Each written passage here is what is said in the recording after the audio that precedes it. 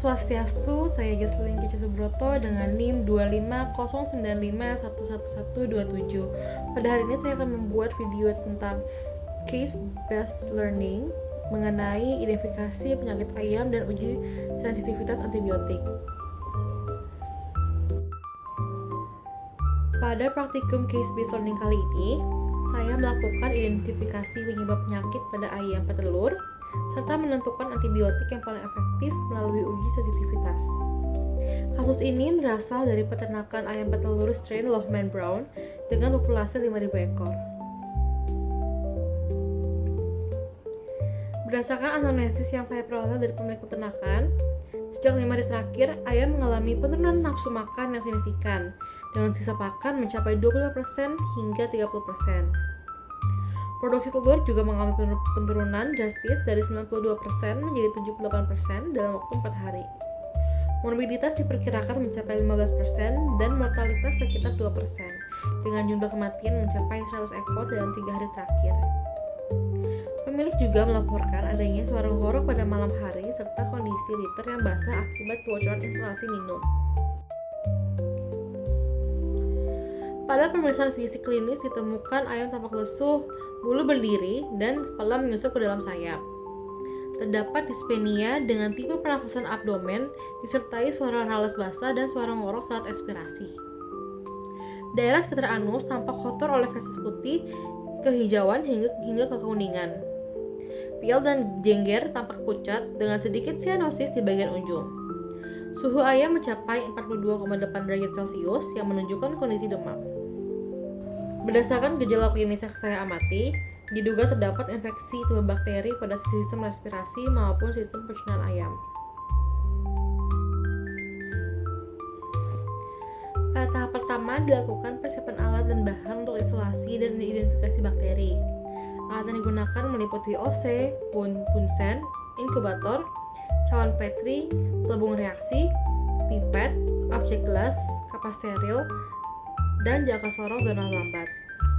Bahan yang digunakan meliputi media agar, nutrien agar, Mechanki agar, blood agar, Mueller-Hinton agar, larutan H2O2 untuk uji katalase, reagen pewarnaan gram, media biokimia, serta dis antibiotik. Sebelum melakukan praktikum, dilakukan sterilisasi alat dan penggunaan alat pelindung diri untuk menjaga biosafety laboratorium. Pada tahap isolasi kuman, pertama saya menyiapkan alat dan media yang akan digunakan. Kedua, swab diinokulasikan pada media Na, Mechanki, dan blood agar menggunakan metode straight plate agar diperoleh koloni tunggal. Ketiga, cawan Petri diberi label identitas sampel dan tanggal pemeriksaan. Keempat, media diinkubasi pada suhu 37 derajat Celcius selama 24 jam. Setelah inkubasi, saya mengamati bentuk, ukuran, warna tepi koloni, dan elevasi, serta karakteristik hemolisis pada media. Pada media Mechanki agar terlihat koloni berwarna merah muda yang menunjukkan bakteri mampu memfermentasi laktosa. Pada blood agar, terlihat pertumbuhan koloni abu-abu dengan perubahan hemolisis ringan. Hasil ini mengarahkan pada dugaan bakteri gram negatif enterotik seperti Escherichia coli. Pada tahap pewarnaan gram, pertama kami menyiapkan objek gelas yang bersih. Kedua, koloni bakteri diambil menggunakan OC steril lalu dibuat preparat ulas tipis pada objek gelas. Ketiga, preparat dikeringkan dan difiksasi menggunakan api Bunsen. Keempat, preparat ditetesi kristal violet selama 1 menit lalu dibilas dengan air mengalir. Kelima, preparat ditetesi Lugol selama 1 menit kemudian dibilas kembali. Keenam, dilakukan proses dekolorasi menggunakan alkohol selama beberapa detik lalu dibilas. Ketujuh, preparat ditetesi safranin selama 1 menit dan kembali dibilas dengan air. Kedelapan, preparat dikeringkan lalu diamati di bawah mikroskop menggunakan pemeriksaan imersi. Hasil pengamatan menunjukkan bakteri berbentuk batang berwarna merah muda sehingga termasuk bakteri gram negatif basil.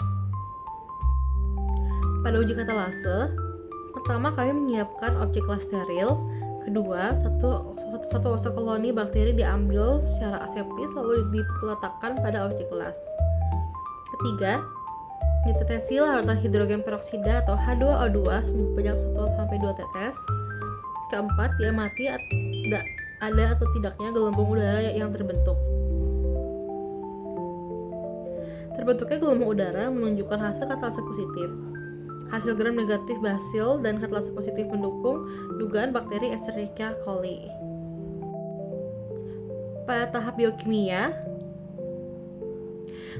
uji biokimia, pertama saya menyiapkan media TSIA, SCM, Simon citrate, dan MRVP. Kedua, koloni bakteri murni diambil menggunakan oso steril. Ketiga, bakteri diinokulasikan pada masing-masing media sesuai teknik penanaman yang benar. Keempat, media diinkubasi pada suhu 37 derajat Celcius selama 24 jam. Kelima, dilakukan pengamatan terhadap perubahan warna media, pembentukan gas, H2S, motilitas, serta reaksi biokimia lainnya. Untuk uji gula-gula, bakteri diuji kemampuan fermentasinya terhadap glukosa, laktosa, dan sukrosa.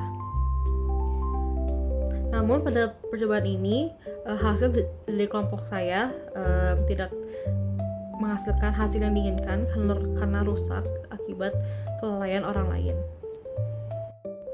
Namun, jika dilihat dari hasil kelompok lain, karakteristik tersebut sesuai dengan bakteri Escherichia coli. Pada tahap uji sensitivitas antibiotik, pertama saya menyiapkan media Mueller-Hilton agar.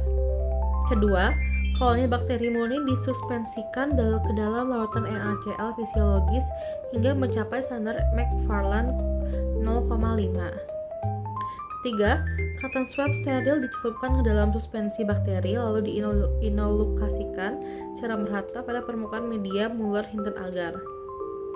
Keempat, dis antibiotik diletakkan di atas media menggunakan pinsel steril dengan jarak yang cukup antar dis. Antibiotik yang digunakan antara lain amoxicillin, erythromycin, enrofloxacin, dan gentamicin. Kelima, media diinkubasi pada suhu 37 derajat Celcius selama 24 jam. Setelah inkubasi, kami mengukur diameter zona hambat di sekitar dis antibiotik menggunakan jangka sorong.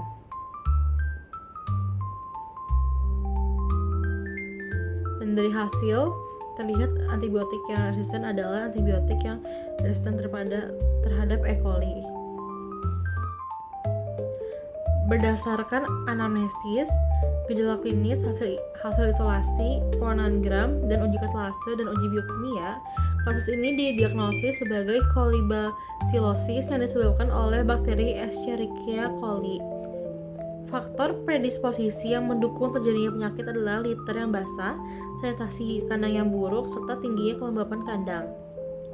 Kolibasilosis pada ayam dapat menyebabkan gangguan respirasi, penurunan produksi telur, dan peningkatan mortalitas. Berdasarkan pemeriksaan laboratorium, agen penyebab penyakit pada ayam petelur dalam kasus ini adalah Escherichia coli. Identifikasi dilakukan melalui isolasi bakteri, pewarnaan gram, uji katalase, dan uji biokimia.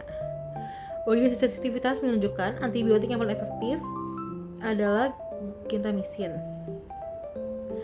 Perbaikan manajemen kandang, sanitasi, serta perbaikan sistem minum diperlukan untuk mencegah kejadian serupa. Demikian video case-based learning mengenai identifikasi penyakit ayam dan uji sensitivitas antibiotik yang telah saya lakukan. Terima kasih.